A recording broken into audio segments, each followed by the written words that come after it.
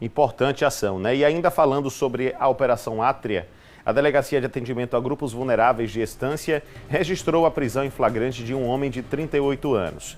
Ele foi detido pela Guarda Municipal de Estância após ter ferido a própria irmã, o sobrinho e o cunhado. Ele também teria ameaçado as vítimas de morte. Vamos acompanhar.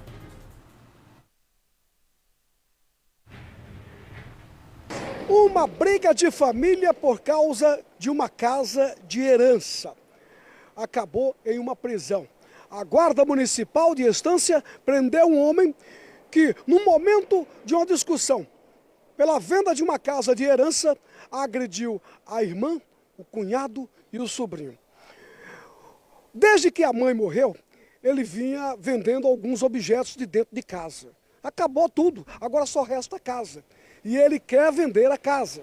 Mas existe alguns probleminhas, que não é assim de uma hora para outra. O inventário, por exemplo, ele chegou em casa e começou a discutir com a irmã. Partiu para a agressão. O cunhado, vendo a esposa ser agredida, partiu em defesa. E ele agrediu a irmã, o cunhado e o sobrinho, que foi em defesa do pai, também apanhou e saiu ferido. A Guarda Municipal foi acionada, prendeu o homem, levou para a Delegacia Regional de Estância, onde ele foi autuado. Tripla agressão com ferimento.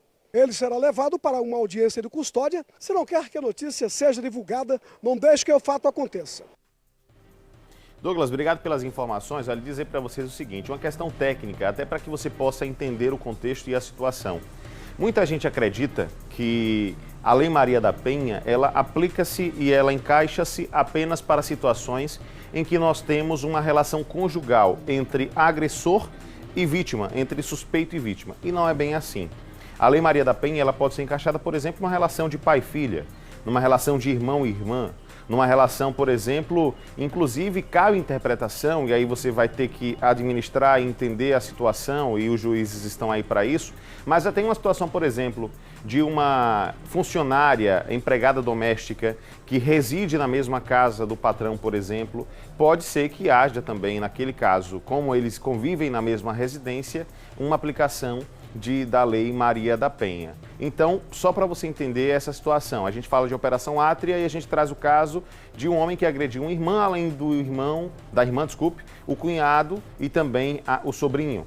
Ok, é uma agressão generalizada, né? É uma situação generalizada, mas ele feriu a irmã, que era do mesmo convívio dele e, portanto, trata-se de uma situação de violência à mulher dentro do ambiente familiar, que também pode, naturalmente, ser respaldada essa situação pela Lei Maria da Penha para poder puni-lo.